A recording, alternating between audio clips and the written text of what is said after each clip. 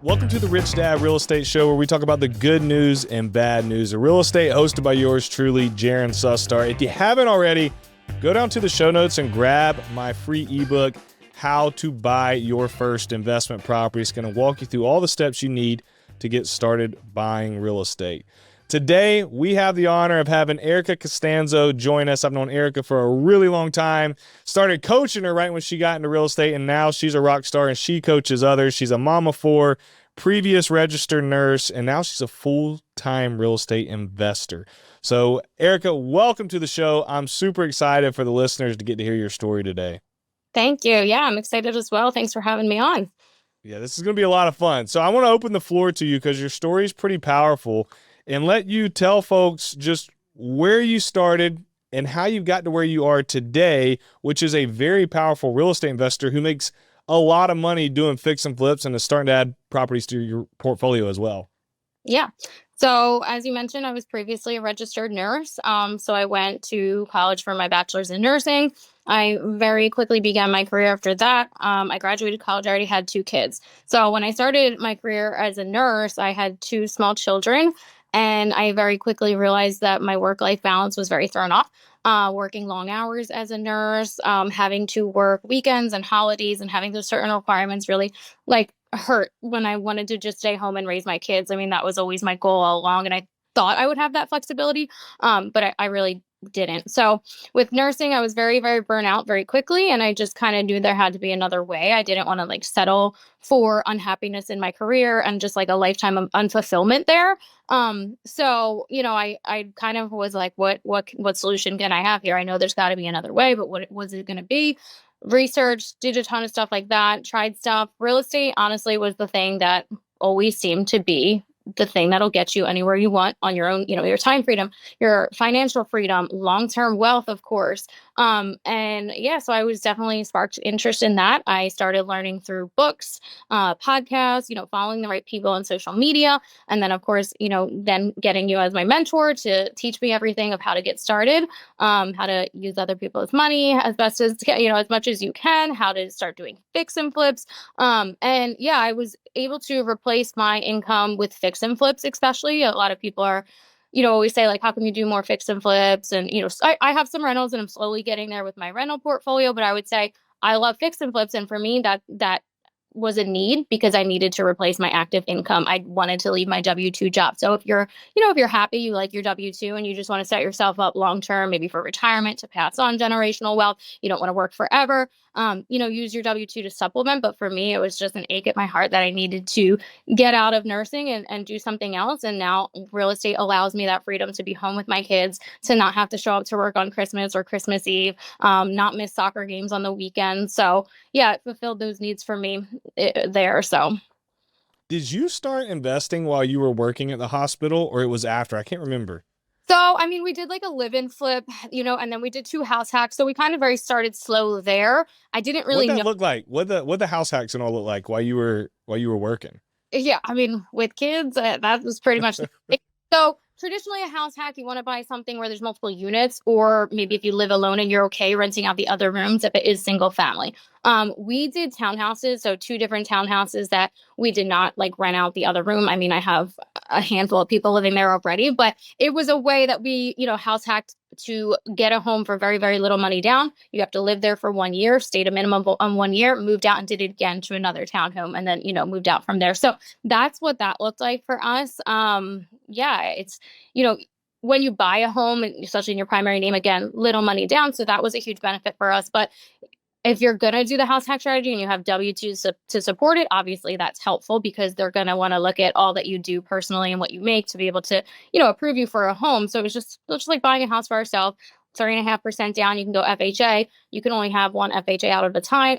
So then if you go again, you can do 5% conventional. It's still very little money down compared to if you're just going to buy a rental property and have to spend 20% down on that investment. And I just didn't really know any better. I didn't know how to borrow other people's money. I didn't know what hard money was. I didn't know the burr exactly. Didn't know enough about fix and flips to feel confident to take it on and how to run numbers and how to do all that. So started very slow with just okay, I know enough that I've seen people talk about this strategy that seems achievable to get started with. And it was really a smart move. I mean, it's it's a lot of risk, and I think it's a risk a lot of people don't want to take. We sold our family home that we thought we were going to be in forever, but ultimately we weren't happy there. We didn't love the school district as the kids start getting older in school districts, and we were like, if we're going to take this move, let's do it now. And we made a house hacks out of it happen. So yeah, and that first house that we sold, we fixed it up. We lived there for just 2 years. So again, you don't have to the benefit of not having to pay capital gains. And we sold, made a huge profit off that, paid off bad debt, paid off our cars. And we're able to get in real estate pretty, smoothly with a good head start. Yeah. I think one of the best ways to get into real estate is through your personal properties when you're starting. I really do. I mean, obviously, there's tons of ways you can get into real estate. You don't have to do it one set way from the beginning. But I had Ryan on, and Ryan works with our team, and he started through house hacking. And it's really hard to beat that strategy. Yeah. Because you're able to buy a home for yourself, like you said, with a little money down, and then you bring other people in who are now paying for your living scenario. And then what happens is you just build equity over time because they're paying down your debt. The house is going up in value. And so then it gives you leverage as you move forward and want to expand into larger properties and really go all into real estate, which you and your husband have done. And so I think for anybody listening, if you can house hack, by golly, do it. Or do live-in flips. I know people who've done live-in flips multiple times. They'll live there for a year or two, fix it up, sell it, take the profit, and go do it again. And so there's nothing wrong with investing in your personal homes so if you read Rich Dad, Poor Dad, or the Rich Dad brand, the whole point is how do we lower our liabilities and increase our assets? And a lot of times our personal home becomes a liability because it's costing us every month. Well, if we can take that, which would probably be our largest liability, and turn it into an asset that cash flows or that at least breaks even, we have come out ahead big time. And that starts to compound over time, over years. And it really, really, really increases the pace to which you can achieve wealth. So what was that like leaving your stable, really good job? Like as a nurse, that's a really, really good job. You have all these children that you're providing for, and you're just like, you know what? I don't want to keep doing something that's miserable, that I hate, that sucks the energy out of me. It doesn't give me energy while also keeping me from the people that I love the most. What was that process like actually pulling out of that and taking the chance to go into something else? A little bit scary, but I'm a big risk taker personally. I've kind of always been that way. I don't like to settle. I go after what I want. If I want something, I'm gonna go seek it. Yeah, and then it was just freeing, like I work night shift as a nurse, so getting my life back really, like you think you're working one 12-hour shift at night when it doesn't matter because your kids are asleep, but I have to sleep before that and I have to sleep after that. So it's like working 2 days where you have to sleep, taking up that time and in the night. So like it just freed up my life. I felt like I had my life back. Yeah, and like I said, it was a big risk. You gotta, get comfortable being in uncomfortable situations when you take risks like that and take on a business like this. In general, you're gonna come across hurdles that you're gonna have to overcome. So I'm not gonna say it was easy. It was a big sacrifice. I think that's a big word I would use for what happened. You gotta.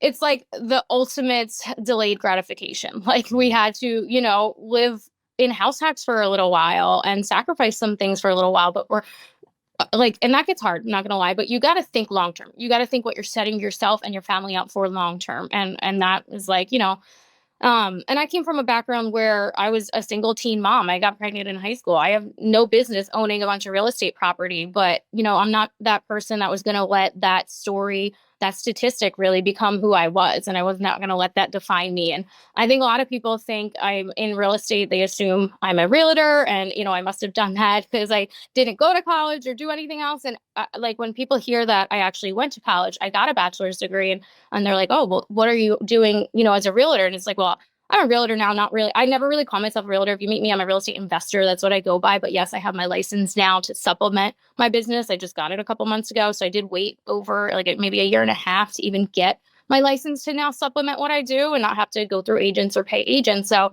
that was a super smart business move and I was ready for it at that time when I went after it. But, my background and who I was and how I got here, it's like this crazy story that people are always like, oh, well, don't you feel like you wasted a lot of time in nursing school? And no, I would have wasted the rest of my life being unhappy in a career when there's something I could do about it. And, now I get to essentially work for myself or, around my own schedule and be able to be there for my family's needs and, provide still. So. Yeah, I feel like the age that we have to make the decisions of what we want to do with our life, we don't really know what we want to do with our life. Like, does any of us really know yet what we want to do with our lives? I mean, you finally find some passion down the road, but a lot of times we're making this decision when we're 17, 18 or 20s. And it's like, you can't say that you being in nursing school, but now you don't do nursing. It's not a waste. You learn so many things along the way. And I think that's the important thing to learn, just life lesson in general, is it's about the journey. Like the destinations. When you reach a destination, you have a big win, it's over just like that. The real gems are found throughout the journey. And so I think your story is amazing. I think it's awesome that you went through a lot of hard things. And like you said, you didn't become a statistic. You didn't let anything that people probably tried to put on you label you or keep you from going and achieving what you wanted to accomplish. You didn't inherit all this money. That's the biggest thing, is people be like, oh, well, you must have been given a bunch of money to buy real estate. It's like, no, wasn't the case. We did it ourselves. And, I'm proud of you, and I love your story, and I think it's amazing. I'm excited to break down what you've done in real estate. You said one thing, though, that I always point out on these shows. People who listen regularly probably laugh. But when I had the opportunity to talk to a lot of successful people on this podcast. And so you hear some themes that recur over and over and over. And one of them that I hear all the time is delayed gratification. And you said it, like you sold your what you thought was your forever home so that you could go in and house hack, knowing that you're going to have to sacrifice, but anything worth having in life is going to take sacrifice. You did it. You delayed your gratification. Well, here you are today. And we were talking, I think off camera, you're about to close on your guys' new personal home, which is probably, I don't know, I hadn't talked to you yet, nicer or better than the first one that you had that you ditched to get into house hacking. You're making all this money off flipping. You're building your portfolio, all because you delayed gratification. And that is key number one to building long-term success. Number two, which I want to open the door for you to talk about, is networking. That is the second thing that all successful people say have helped them get to where they are today. I know networking was huge for you when you first started out. What did that look like? And what's your advice to anybody who's wanting to break in to the real estate space? Yeah, networking was a huge shift in my business, finally putting myself out there and surrounding myself with people who I wanted to do the same things they were doing. It's true. Don't take advice from someone that doesn't do, like, they're not doing what you want to do. Back in the day when we sold our first home, that was also a townhome.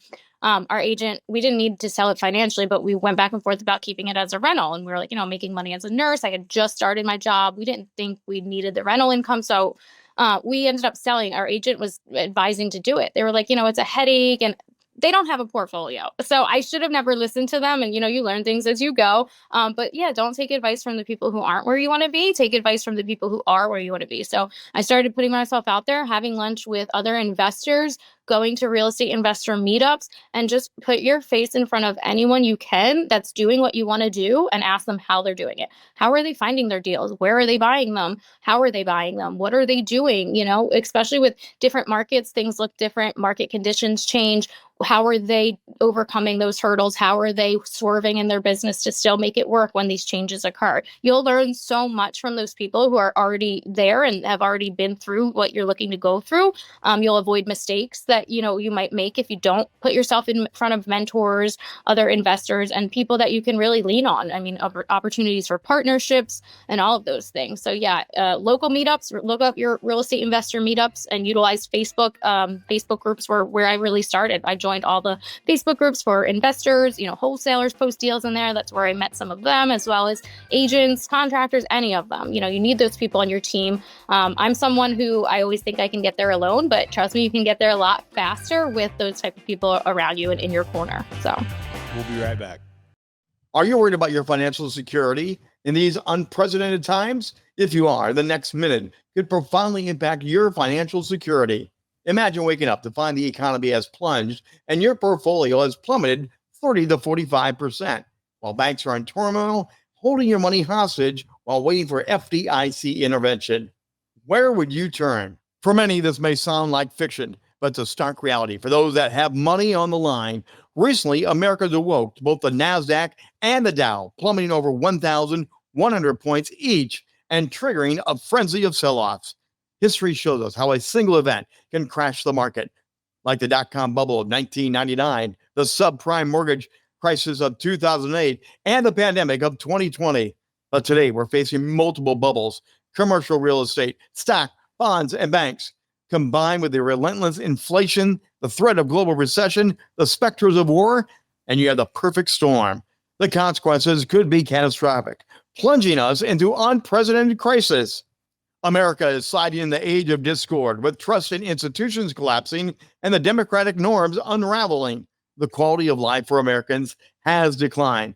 Wealth is concentrated among the rich, while the median American family income stagnates, creating a dangerously top-heavy social pyramid. Moreover, hostile countries like Russia, China, and Iran are working to destroy the U.S. dollar.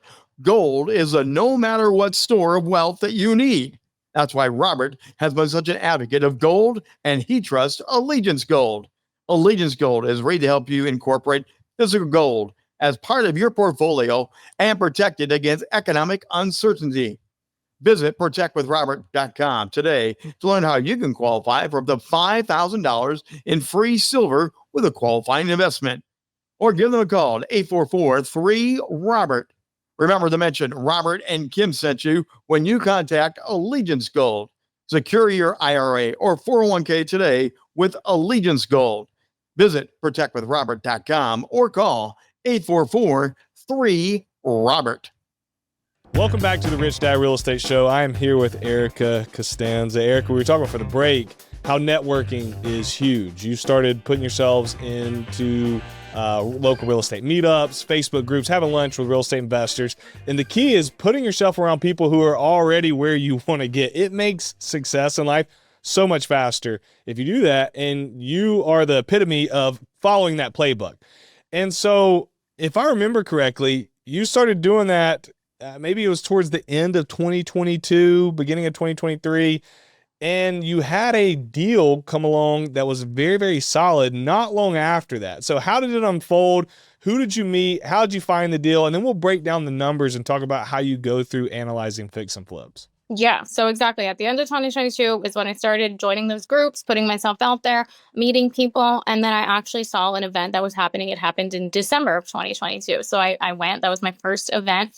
It was done by a big wholesale company, real estate company. And got to meet a ton of people there. But that's actually who I bought my first deal off of, was that wholesale company. So yeah, we closed on that shortly after the new year. And that was our first, official flip that we did not have to live in or buy in our own name, the right way to do it and go about it. So, yeah. That's really cool. So that wholesaler is hosting an event, bringing people together. It's probably smart for them because they're probably trying to find end buyers like yourself. Mm-hmm. And then you come along and you end up buying it. For anybody listening who's not sure, we talk about this a lot, but a wholesaler is essentially someone who goes and gets a deal under contract, and then they sell the contract to an investor like Erica. So the wholesaler is not actually going to flip it themselves. They're not going to keep it in their portfolio as a rental. They're just going to sell the contract for a profit to an investor who then will flip it or keep it as a rental. And so Erica became friends with these wholesalers, and we teach our students, get on as many wholesalers lists as possible, because we want to see a large volume of deals. Because if we don't have a large volume of deals, it's going to be hard to close deals, because it usually takes a lot of looking and analyzing at deals before we find one that makes sense. Now, sometimes it goes quick, but not all the time. And so wholesalers are a great way to get leads coming your way. And so what did that deal look like? Like what the numbers look like? How'd you go about analyzing it? How'd you feel? Were you a little nervous? I remember I was very, very nervous my first deal. I wasn't nervous, honestly. I was very excited. I will say, just because of doing the networking and stuff, these are people I still buy from. I have another one of their events next month. So they do them quarterly. You keep in touch with these people. When you sit down with them and you have lunch with them periodically, you're learning who their kids are, you get your kids together, they become friends. And so having that type of relationship of them in my corner, I felt like, okay, I feel like I trust them. They weren't, some people are selling off market deals, and if it feels wrong, it probably is. Or if it seems too good to be true, it probably is. So definitely do your due diligence. But I really felt like I was in the right place buying my first deal from them. They pretty much had everybody on board too. When they host these events, they have their title companies, hard money lenders, all these partners of them, where it really is like a one-stop shop. And I learned so much through that. And I felt comfortable. I felt like they helped me with the deal, and I was able to walk through the property and get eyes on it, obviously myself and a contractor's point of view, to get numbers and estimates and go over a quick scope of work of what would need to be done, made sure the numbers made sense. And then, we were under contract that night. So, yeah, I don't know. I wasn't that nervous. I was more so excited about that opportunity. It just felt right because I had taken the time and did the due diligence of putting myself in places and making those relationships. So, and It's a people business. It's a people Yeah. business, and you took the time to build relationships. And I think all business is built on trust and built on relationships. And when you have that, then it makes making money for both parties very easy. What the numbers look like on that? What'd you guys buy it for? What it cost you to rehab? What'd you sell it for? Let me see if I can remember this. I believe we bought it for $250, I want to say. We did not put a ton into it. It didn't need a ton. It was almost like a wholesale, to be honest, but it needed a whole new full bath. So because of that, it's maybe probably a little more intense than some people would like to wholesale and just like paint and stuff like that. So I'm trying to think how much we put into it, and we sold it for $375, I believe. Yeah, I'm pretty sure 370. It's been a while. I've done a lot of flips. It was 2 years. I know I'm putting you on the spot here. I know, but this was a while ago. Yeah. Yeah. So let's say you put in 50K. I don't know. I don't feel like you put that much in when we talked about it. No. Yeah. Yeah, but even if you did, you're all in at 300 and you sold it for 375. But I think if I remember correctly, I don't think you were any more than 25 or 30. So Yeah. you're all in at 280. You sold at Right. 370 because I just remember it being close to $100,000 gross profit when you got done on your first deal. Yeah. That's absolutely insane. Absolutely insane. You say, hey, I'm tired of being a nurse. I'm going to go into the real estate investing business. You dive all in. You learn from myself and our team. You go and put it into practice. You network, meet wholesalers, see a deal that makes sense, buy it, fix it up, and then grows close to 100K on your first deal ever. I mean, kudos to you. That is absolutely insane. Yeah. It's life-changing. Yeah. And I will say, like, my standards and my requirements, like, stay in your lane. I think that's one of the things, aside from networking, that, like, if you're going to start a journey like this, there are so many ways to make money in real estate. I mean, just on this call alone, we've probably rambled off almost 10 different ways, being a wholesaler, house hacking, fix and flipping, live-in flips, being an agent, just being a flipper in general. So, find what works for you and kind of tackle that and master that. And then, you want to branch out from there and you want to diversify. Absolutely. But learn your skill, master it, and then feel free to branch out from there, because there are so many ways in this business. But I feel like when I first started, and I still do, I stuck to my lane and I really got clear on what I wanted to do. I tackled one thing at a time. It's why I waited so long to get my license. I went through how many transactions, 5, 6, before I got my own license. And I learned so much through those agents. But if I had started by, all right, I'm going to buy this fix and flip from a wholesaler, take it on myself, I'm going to list it myself as an agent, I'm learning so many different things at one time. I mastered the fix and flip skill. I know how to do that, manage rehab projects, buy and flip it, and all those things.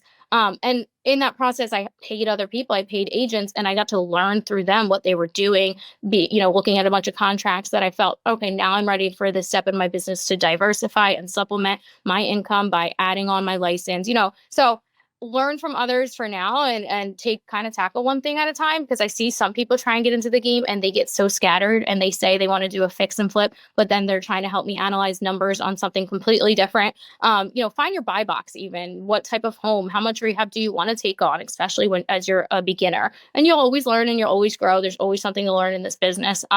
But stick to that at first, and don't lose sight of it and why you got into this business in the first place. Takes a lot of sacrifice, money, time, and it is a big risk. But if you do it the right way, it has really big rewards. So, yeah, that's wisdom right there. Wisdom right there. I love how you said focus on that one thing, and I think that's key, because it forces you. If you stay focused on the one thing that you're good at, then it forces you to put people on your team who are good at the things that you're not as good at, or things that you don't have time to focus on right now. And this is a team sport. It's a people sport, and it's a team sport. And so if we force ourselves to surround ourselves with great people and we stay focused on the one thing that we've set out to do, then you're going to put yourself in a very strong position to do very well for yourself. And I just want to drive home the point, because I haven't thought about it in a while, Erica, but you're spot on. The shiny object syndrome in this business can really pull you away from what you're trying to accomplish. And I think once you make that decision of this is the type of asset class that I'm looking for, this is the strategy that I'm doing right now, this is why I'm doing it, this is the goal I'm trying to accomplish. Write that down on paper, and you don't stop or deviate until you've accomplished it. Then as we creep up on almost accomplishing that goal, now we can set our new goals and pivot should we want to, because now our skill set has grown. We've got teams in place. Everything's a little more automated. But man, I really, really love that, staying focused so that you don't get pulled in other directions. So what you mentioned the word buy box, knowing your buy box. What is that buy box for you? What does it look like when you're trying to find a property? Yeah. So at this time in my business, because again, it may change in down the road. It might have looked different when I first got started. I'm looking for single family homes that need rehab. They need fixing up. And that's either going to be a fix and flip or a burr for me. I like to stick to 1950s or newer as far as year built. Neighborhood class, A to C class. I try to stay away from D. Just think you can get into some trouble in those areas. And I see a lot of people buy up a bunch of properties and have this big portfolio, but it's more of a headache than an asset. So, buy smart. And yeah, rehab, I like a nice moderate, not too light, but also not too heavy where you have to completely gut and almost rebuild the whole place. So, for the time that it takes, the sacrifice and the money, that's my happy medium. There's more money to be made than if you were doing a lighter rehab, but it's also not as long as time and as much rehab as a heavy rehab. So, that's kind of my buy box from a very vague standpoint that I'm focused on right now.